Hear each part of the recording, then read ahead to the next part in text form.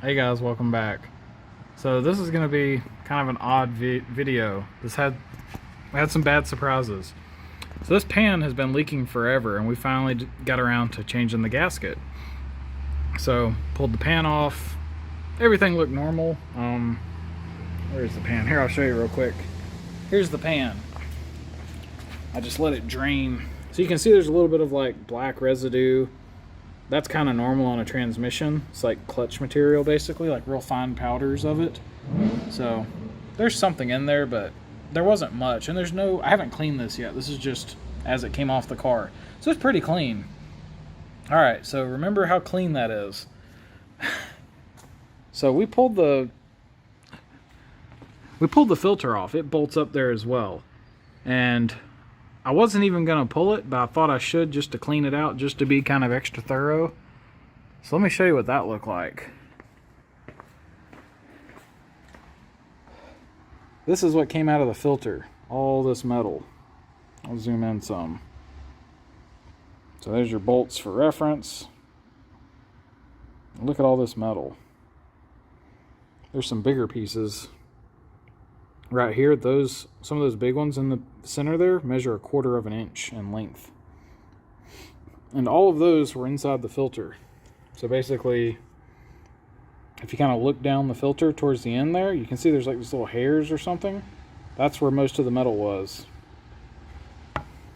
So, don't know what to think yet. I'm going to send this, take some pictures and a video and send it to Performance Automatic. They're the ones that built the trans, and see what they think. You know, because this trans actually has a lifetime warranty.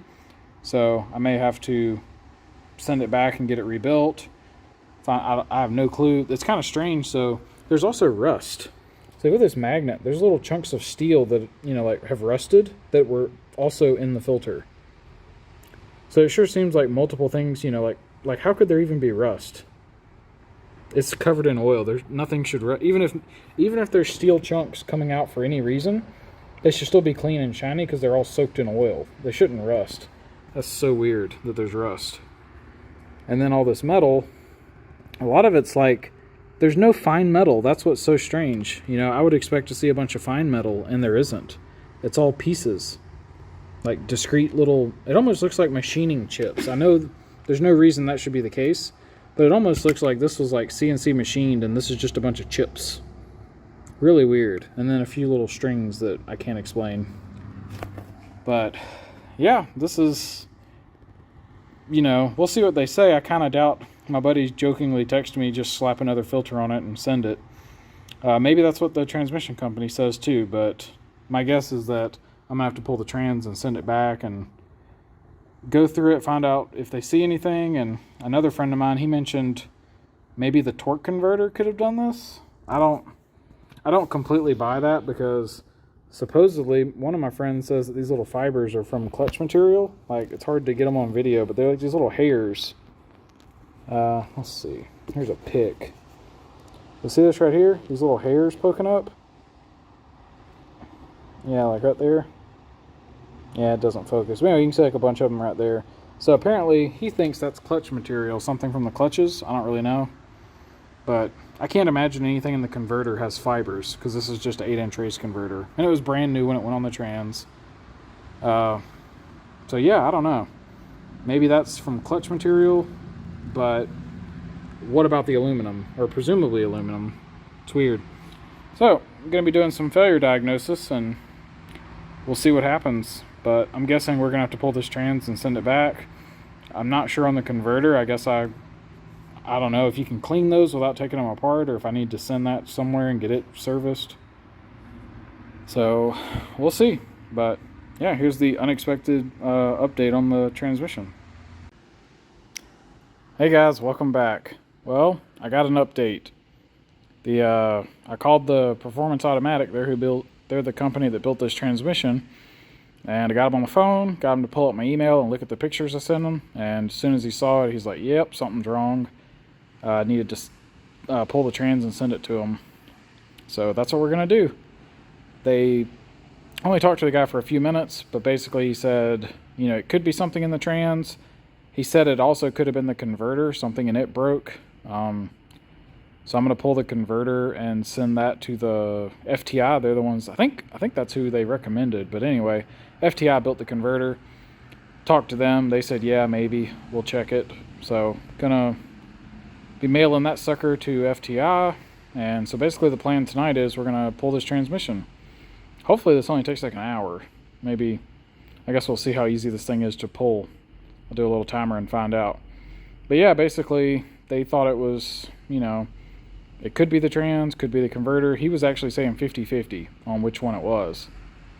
But, you know, at this point it doesn't matter. I got to fix this. So trans coming out, converter's coming out, send them back. So on the transmission, I have a lifetime warranty. I have to pay shipping both ways. So basically the best case scenario on the trans will be I send it in, they fix it, they ship it back to me, and I'll be out probably $600 in shipping probably, and I'll have a rebuilt transmission. The converter, I got to pay shipping both ways, and they told me it'd be $200 to cut it and inspect it and re-weld it, and then if it needed bearings, another $50. So let's just say $250 for the converter, and that's if nothing broke. And if something broke, then who knows. Although, you know, it's hard for me to imagine that any of this broke, because the converter, I mean, it's behind a 4-cylinder. Now granted, you know, I run all the boost. I was running 40 pounds of boost. I was giving it hell, but it's still a 4-cylinder. It's hard to imagine I literally broke a torque converter with this Mazda 1.8 liter. But then again, it's also hard to imagine I broke the trans because, again, it's built for 1,000 and this car makes, you know, half that. So I guess this car does keep up its reputation of destroying everything I put behind this motor. You know, to be honest, when I put a trans rated for $1,000, when I read about it, people were running 1,400 wheel with that trans and getting, you know, a couple seasons of racing out of it, pushing a 3,600 pound car. So I guess props to my car for destroying that transmission. LOL. So if I had a tripod, I might set it up and film this, but I broke my tripod. So I'll try to maybe show you guys a little bit as I'm pulling the trans apart. But yeah, that's the plan. We're going to rip this thing apart, get the stuff fixed. So I did get one update. They told me on the transmission, I'm looking at a 6 to 7 week lead time to get it rebuilt. So if you figure a week of shipping each way, that's going to push 6 to 7 is actually going to be, what, 8 to 9? Ugh. That's a solid 2 months, you know, to get the trans. So that really sucks. That's, right now we're at basically the end of May. So we're looking at probably the best case scenario, end of July. And the way companies seem to be working lately, things get pushed, not, you know, accelerated. So that really sucks. We probably got 2 months of not driving my car. Pretty bummed about that. I guess I have to look, see if there's any other trans I could throw in this thing just to be able to drive it. But probably not.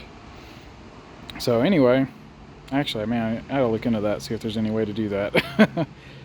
But yeah, we'll have to figure out what this means. I know I still need to put the coilovers on. I'm guessing I'm probably going to put the cams in since the car will be sitting for a while. Get the cams put in. Not really sure what else, if we'll start diving into other projects or if this thing will have to sit for a while until I got time to, you know, get the trans back and throw it in there. So we'll just have to see. But I will say one thing, it looks awesome from this angle.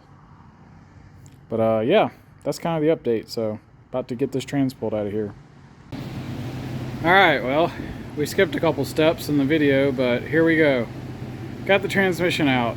So, holy crap. This thing only weighs 105 pounds. Maybe it weighs a little more when it's wet. But, damn, we came close. So when we got it out of the car, I basically slid it back. And it's kind of a pain getting it out of here. But anyway, I got it slid back, pulled it down a little bit with my arms, and I kind of walked this way. And right about here, it started to roll on me. I ended up I started to drop it and I grabbed that thing and basically caught the bell housing end right about here, and the input shaft slid out and dumped trans fluid everywhere.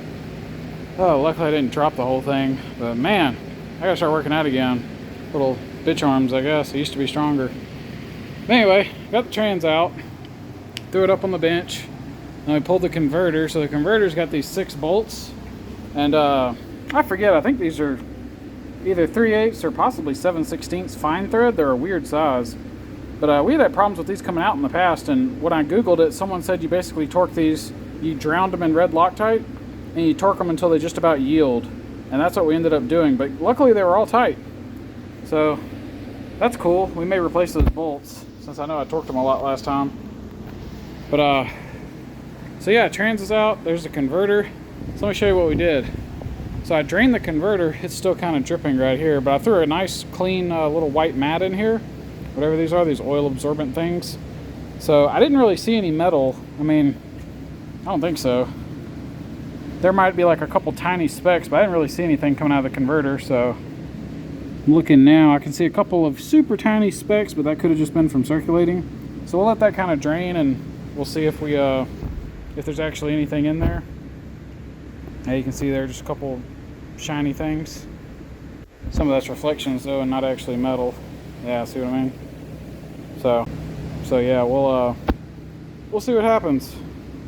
But we did get this stuff pulled apart, so I don't think I'm shipping this tomorrow, but I'll probably look into freight and stuff.